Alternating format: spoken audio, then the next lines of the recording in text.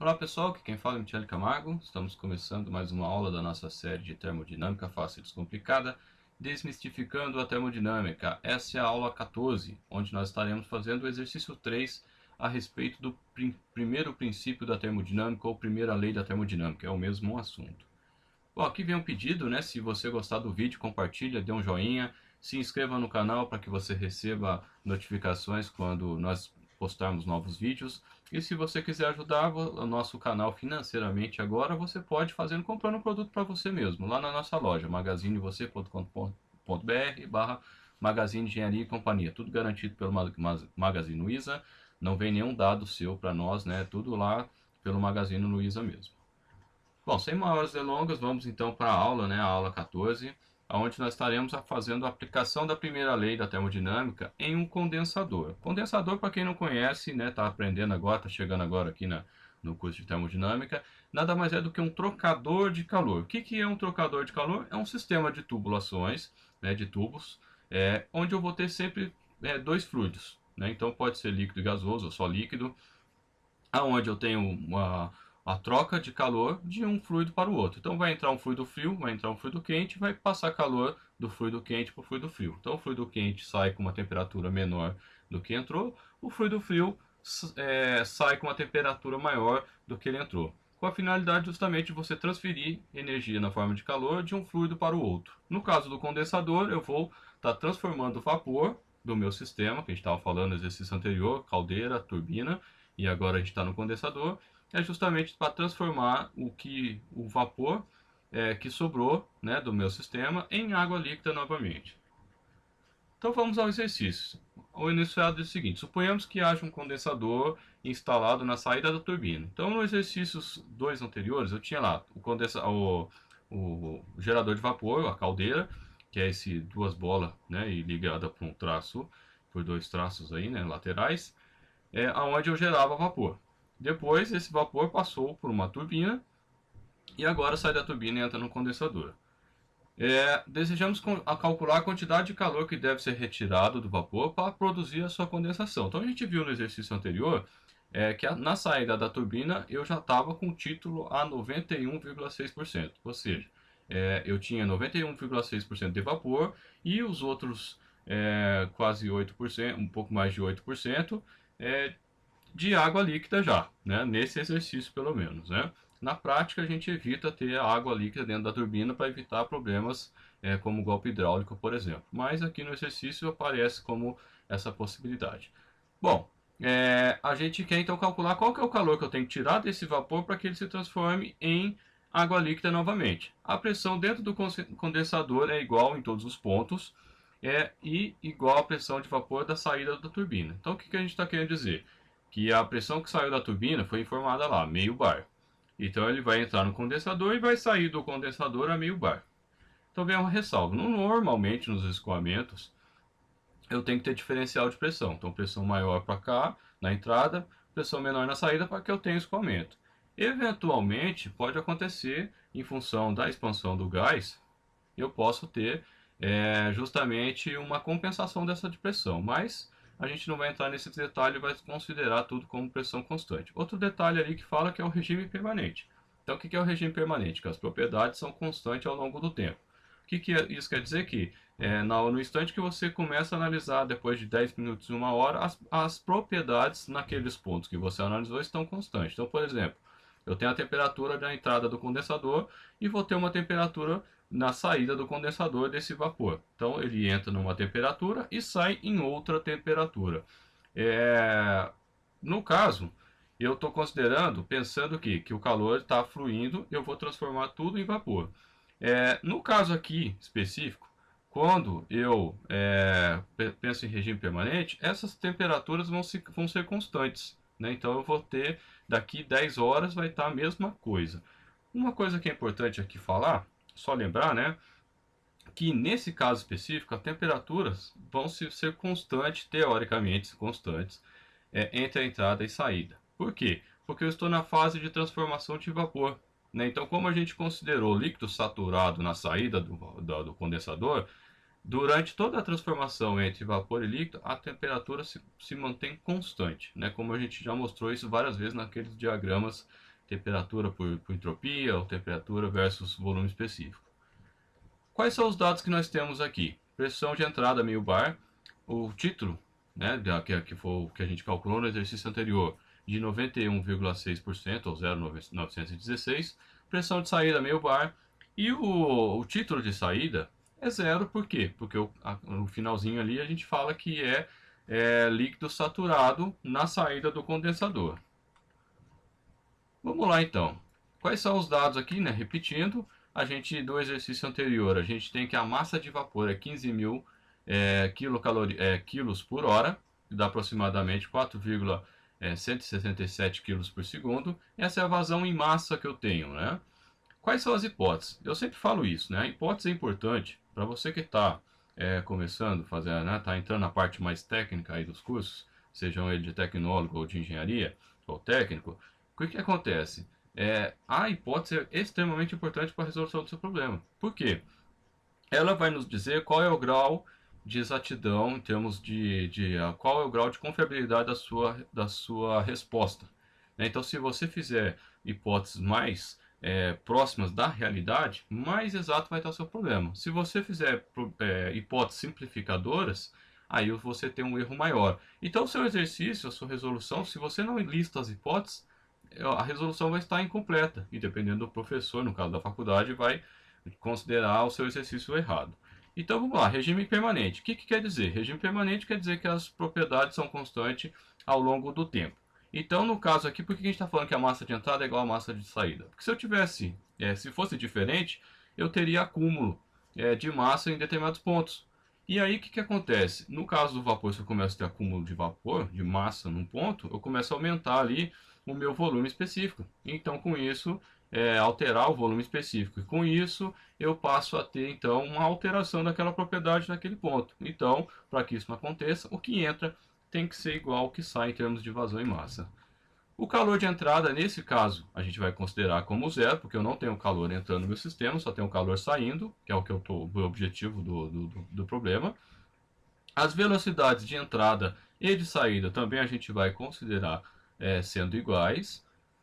O trabalho de entrada é igual ao trabalho de saída, que é igual a zero, porque eu não tenho nenhuma máquina, não tenho nenhum eixo girando nesse meu sistema e também a minha fronteira não se expande. Então, o trabalho, tanto de entrada quanto de saída, zero.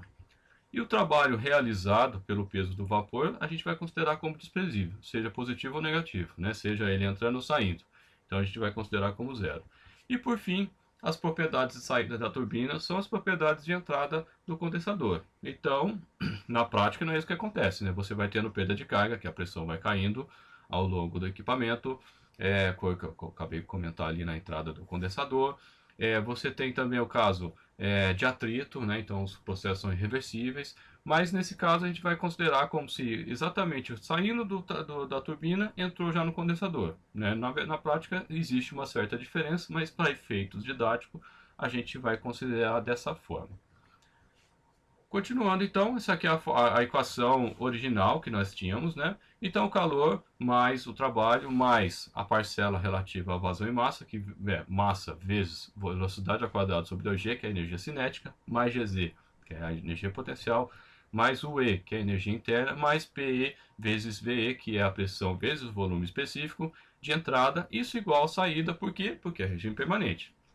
Se não fosse regime permanente, seria a parcela de energia de entrada menos a parcela de energia de saída, porque ela está lá do outro lado, né? Igual a variação vezes a massa específica vezes a massa vezes a energia interna, né? A variação. Mas como não há como é regime permanente, não tem essa variação, então sobra essa equação, como a gente foi o primeiro exercício aí para chegar quando a gente desenvolveu a primeira lei da termodinâmica. Aplicando as hipóteses que a gente falou, como esse já é o terceiro exercício, eu já estou indo mais direto. Então, o que vai acontecer? O calor de entrada não tem, o trabalho de entrada não tem, o calor de entrada não tem, o trabalho de saída não tem. Então, sai da equação acima. As velocidades de entrada e saída são iguais, como tem um de cada lado, quando eu jogar para o outro lado, elas se anulam.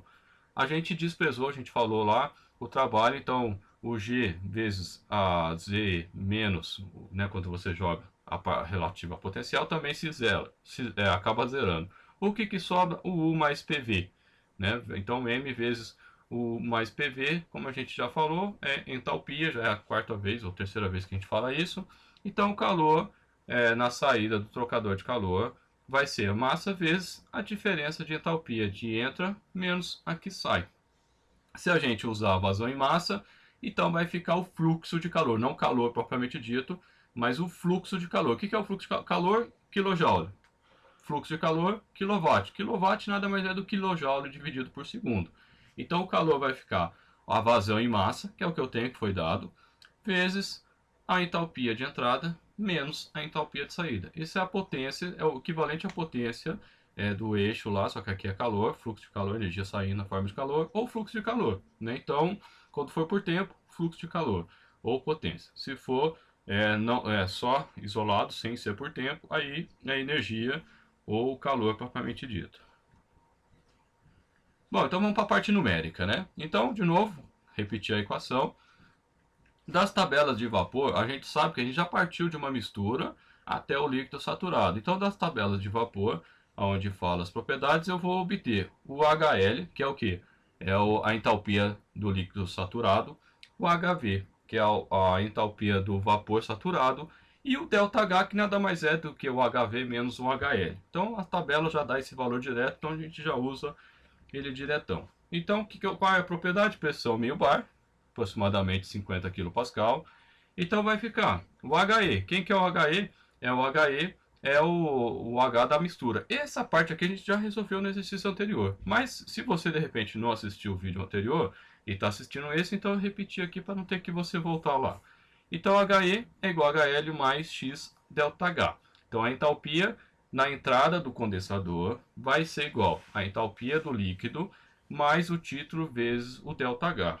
Nesse caso, 340,49 mais 0,916 vezes 2.305. Exatamente o que foi feito no exercício anterior, só que lá era o HS, que era a entalpia na saída da turbina. Mas a gente repetiu só para ficar mais fácil. Veja que eu destaquei ali a temperatura de saturação.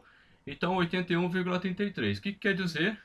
Que, teoricamente, a temperatura do condensador vai entrar 81,33 e vai sair 81,33 desse vapor. Vai sair vapor, entrar vapor, né, misturado com água, e vai só sair água nessa temperatura de 81,33. Por que eu estou falando que é teoricamente? Porque a gente está considerando que a pressão é constante ao longo do trocador de calor, que muitas vezes não acontece. Então eu teria uma determinada variação aí, mas né, só estou comentando que já para você já ter uma noção de como é a prática, né? Mas a gente vai considerar constante.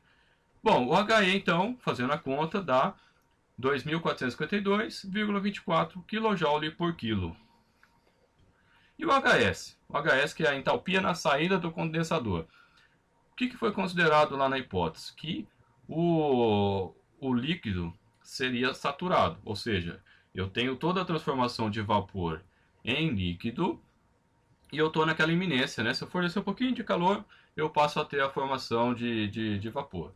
Então, nesse caso, título 0, o HS nada mais é do que a entalpia para o líquido saturado. Então, eu já tenho direto ali da tabela, a gente inclusive já usou ali no cálculo anterior, vai ser 340,49 kJ por quilo.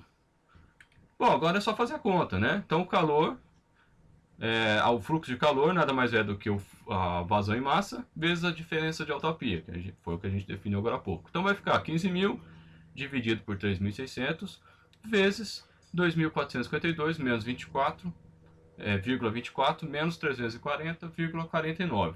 Veja que eu coloco as unidades aí só para facilitar, até para você entender por que é quilowatt ali no final. Então, se eu pegar lá quilo com quilo, cancela dos dois lados aí, né? Se eu pegar hora com hora, também se cancela. O que sobra? Kilojoule por segundo, que é quilowatt. Então, o resultado final, o calor que deve ser extraído do condensador, 8.799,3 kW. Aqui eu não vou fazer a transformação para cavalo, porque não se usa muito, ou HP não se usa muito. Pode-se usar, inclusive, quilocaloria por hora, que é bastante usado ainda na parte quando se usa o sistema técnico, né? Mas como, né, há uma tendência aí para o sistema internacional, eu mantive aqui. E como ainda, no caso lá da turbina, e também a gente vai fazer para a bomba, se usa ainda, se especifica ainda equipamentos em cavalos ou, né, equipamentos em HP, que a gente sempre tem uma diferencinha, aí a gente faz a conversão. Mas aqui eu não achei melhor não fazer.